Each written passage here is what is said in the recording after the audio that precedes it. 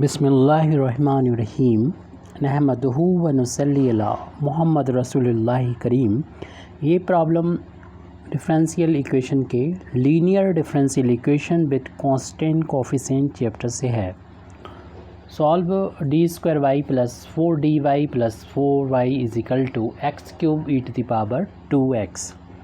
ये प्रॉब्लम इस तरीके से भी हो सकती है कि y को राइट हैंड साइड में पहले तो आप प्रॉब्लम को नोट कर लेंगे और राइट हैंड साइड में y को बाहर ले लें तो बचेगा d² प्लस 4d प्लस का 4y is equal to x³ e to the power 2x। ये इस तरीके से भी हो सकता था कि y का दो बार डिफ्रेंसिएशन यानी d2y over dx² plus 4y का एक बार डिफ्रेंसिएशन प्लस का 4y is equal to x³ e to the power 2x। ऐसे भी प्रॉब्लम आपको दे रखी हो सकती है। यहाँ पर d का मतलब होता है कि x के रिस्पेक्ट में, जो कि इंडिपेंडेंट वेरिएबल x है, इसके रिस्पेक्ट में एक बार डिफ्रेंसिएशन और इसके बाद यहाँ पर d² का मतलब होता है कि दो बार डिफ्रेंसिएशन x के रिस्पेक्ट में। x यहाँ पर इंडिपेंडेंट वेरिएबल है, y डिपेंडेंट वेरिएबल है।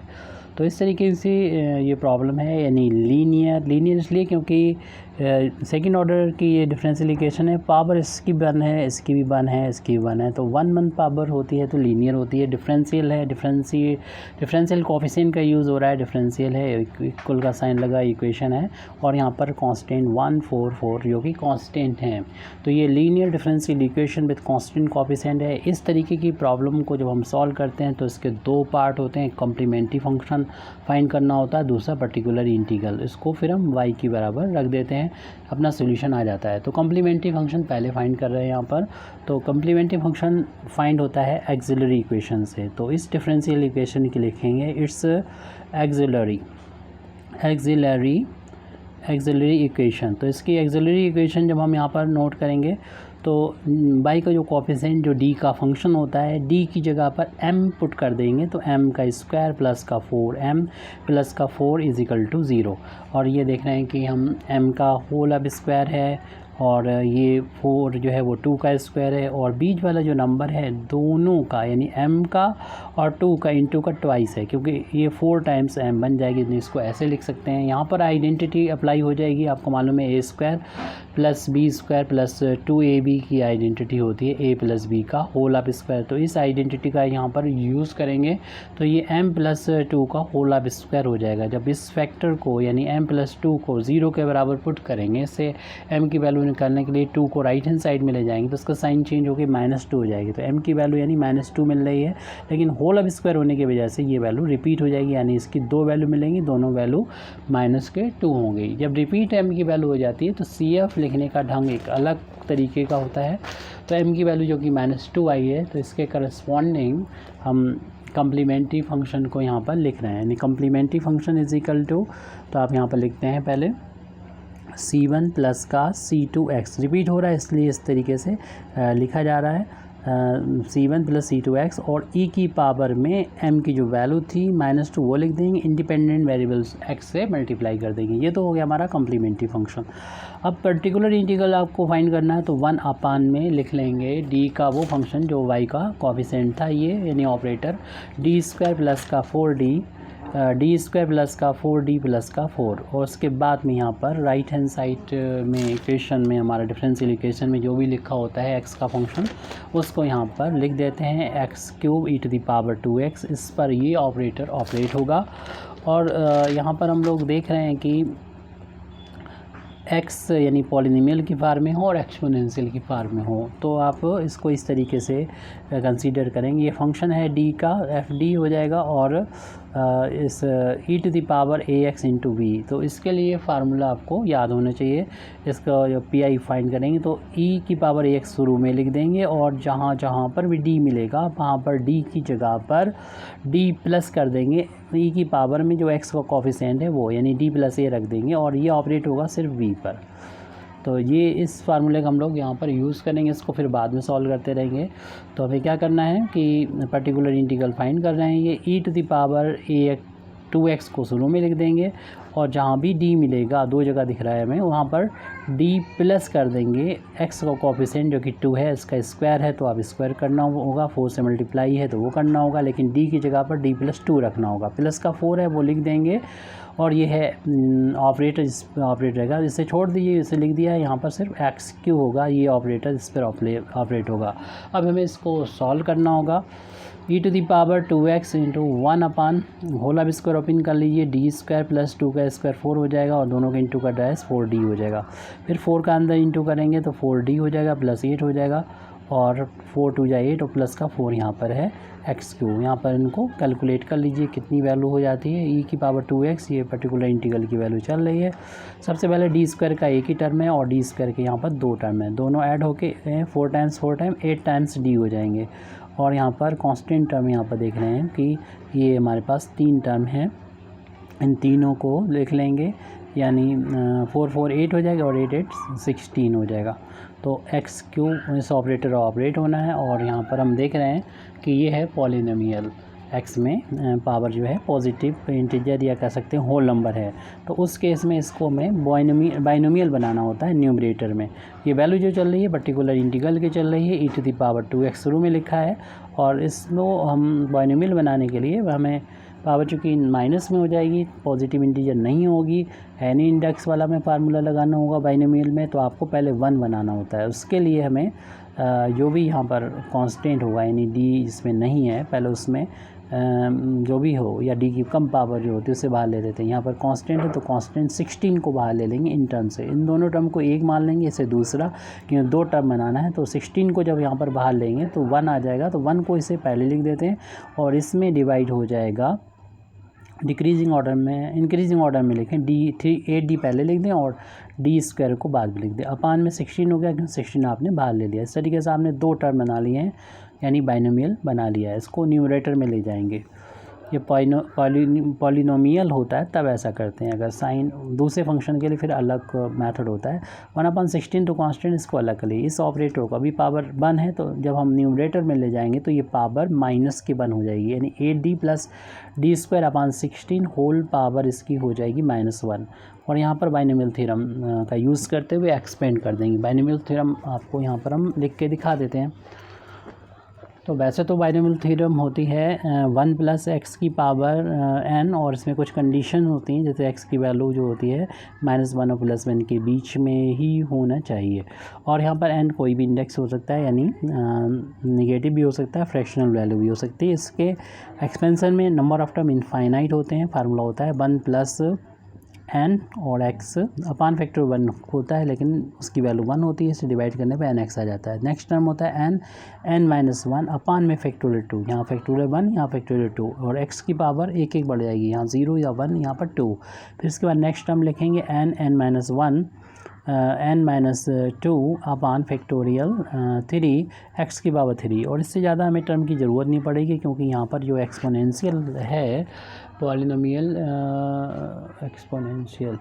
जो पावर है यहाँ पर वो 3 है, यानी जो 3 डिग्री का है, तो 3 ही टर्म की ज़रूरत होगी, क्योंकि डी की पावर 3 कांस्टेंट हो जाएगा, और इससे ज़्यादा बार डी का मतलब डिफ्रेंशिएशन करना, इससे ज़्यादा बार 3 से ज़्यादा बार डिफ्रेंशिएशन एक्स के रिस्पेक्ट में करेंगे वो 0 हो जाएगा, इसलिए वो टर्म 0 हो जाएंगे सारे, उनको छोड़ देंगे। इसलिए शुरू के हम उन्हीं टर्म को लिखेंगे जिसमें डी की मिनिमम पावर जो है मैक्सिमम पावर जो है वो 3 तक हो जाएगी, वहाँ तक लिखेंगे, उससे ज़्यादा नहीं लिखेंगे।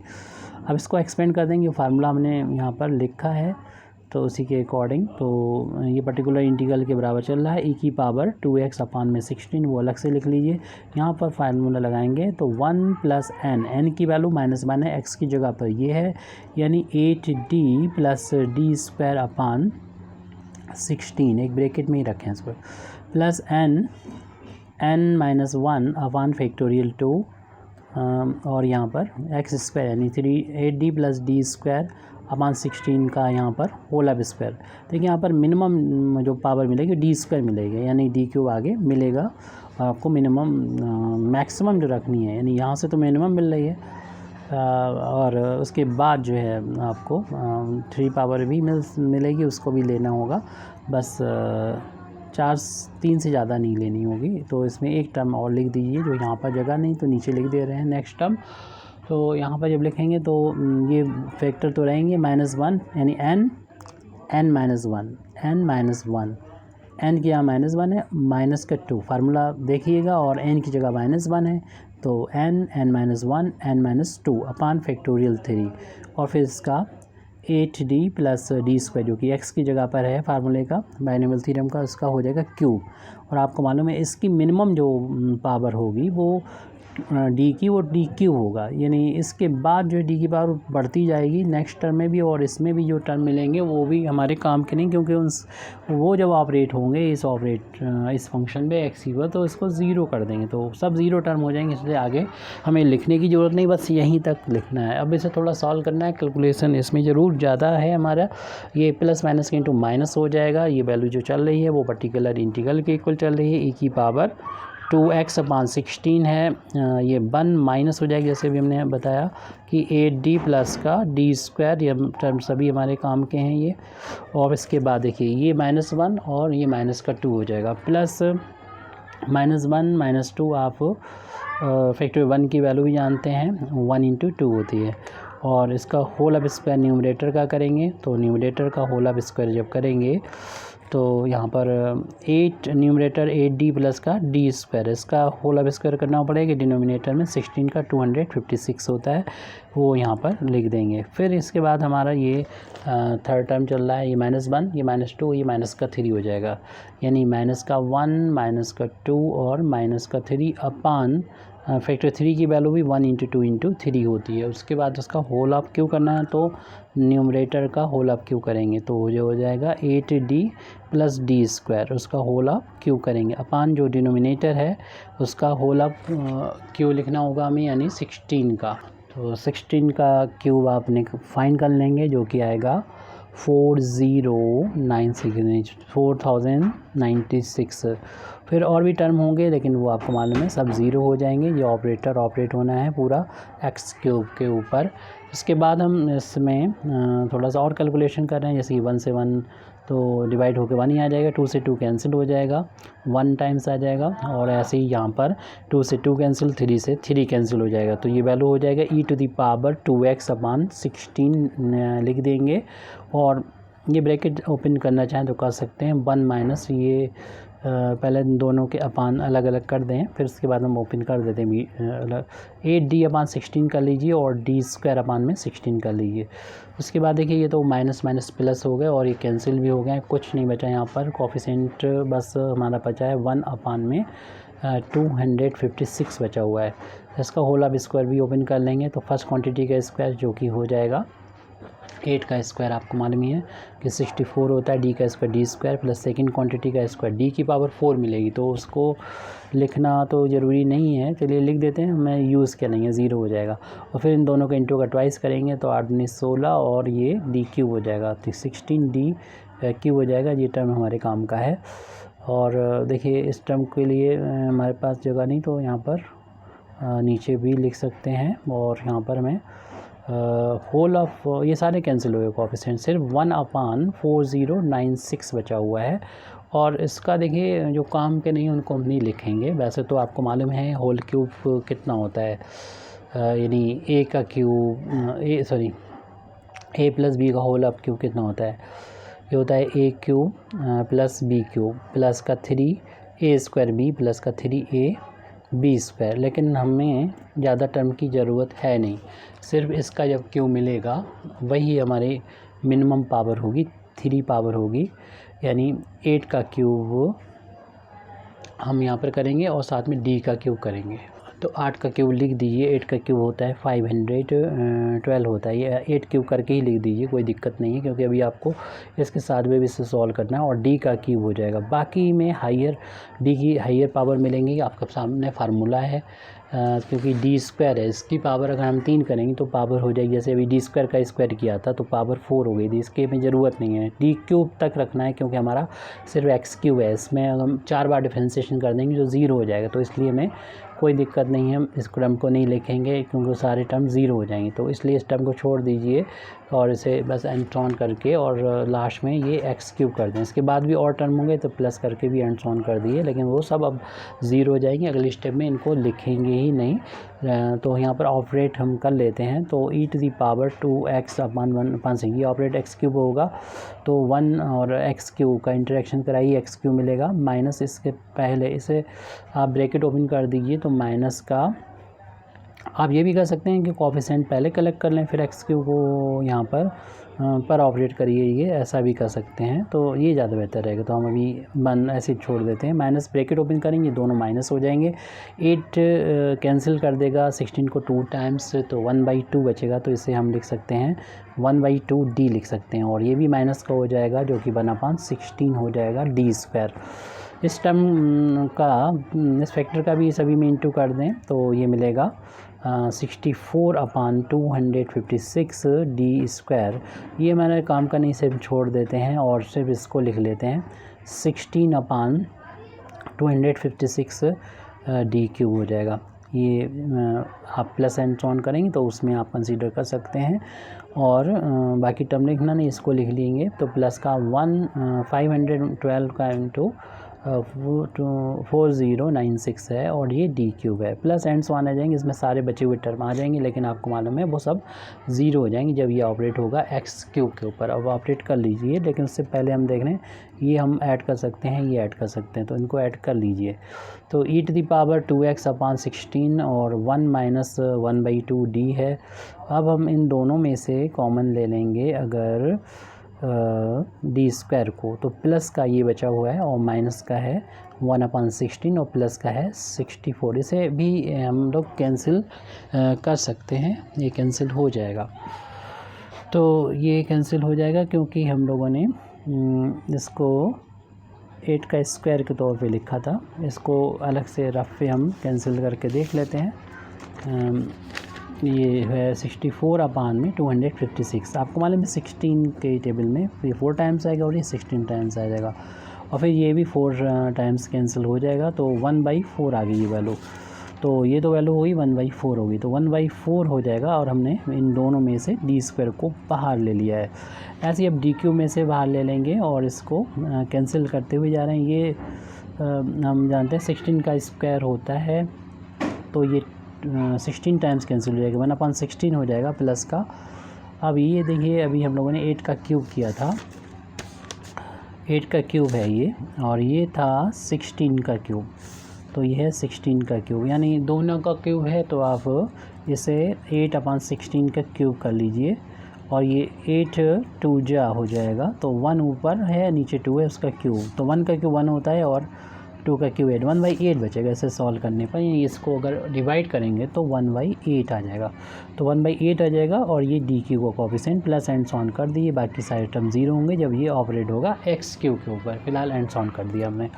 अब इसे थोड़ा सा कैलकुलेट कर लेते हैं, इनको एलसीएम लेकर सॉल्व कर लेते हैं। e⁻²x/16 है ये, 1 - 1/2d प्लस एलसीएम इनका हो जाएगा 16, और 16 1 टाइम्स कैंसिल होगा तो -1 आ जाएगी, 4 टाइम्स कैंसिल होगा तो 4 का ऊपर जाके मल्टीप्लाई हो जाएगा d²।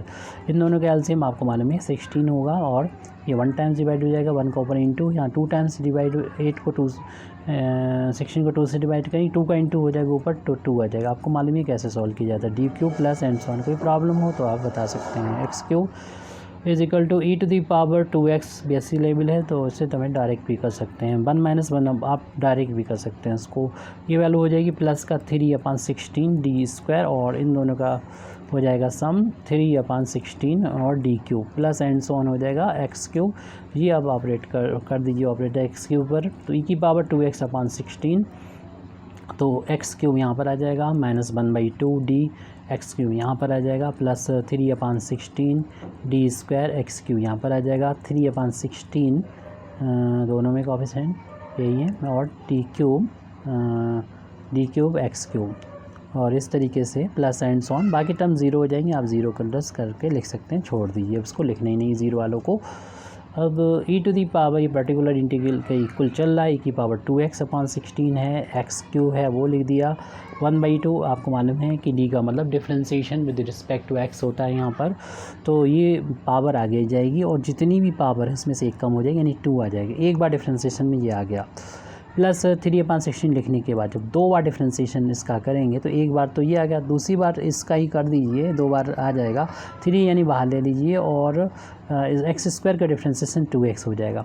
ये 2 बार डिफ्रेंशिएशन है। ऐसे ही फिर हम 3 बार जब करेंगे तो हम 2 बार चूँकि हो चुका है तो इसका जब एक बार और करेंगे तो 3 बार डिफ्रेंशिएशन एक्स क्यूब का हो जाएगा।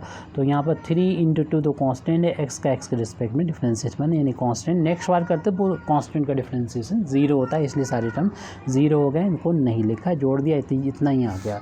अब कुछ कैंसिल हो रहा है तो कैंसिल कर लीजिए, जैसे कि 16 2 से कैंसिल हो रहा है 8 टाइम्स, तो इसे 8 लिख देंगे, ऐसे यहाँ पर भी 8 आ जाएगा।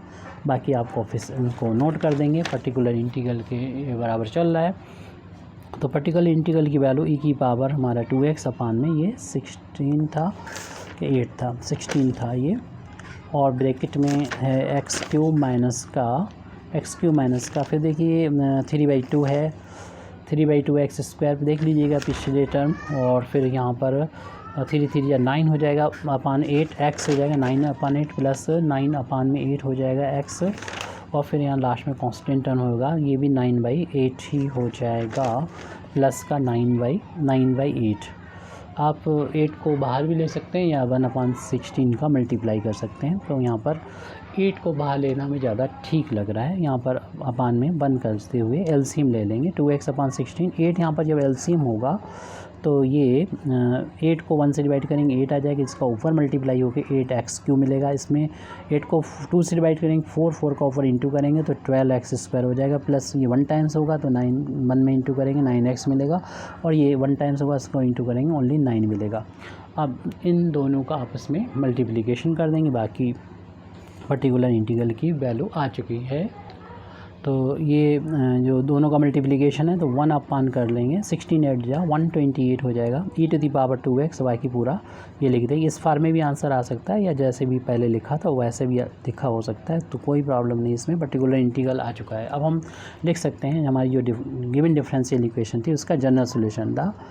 जनरल सोल्यूशन उसको बोलते हैं, general solution of given differential equation, given differential equation.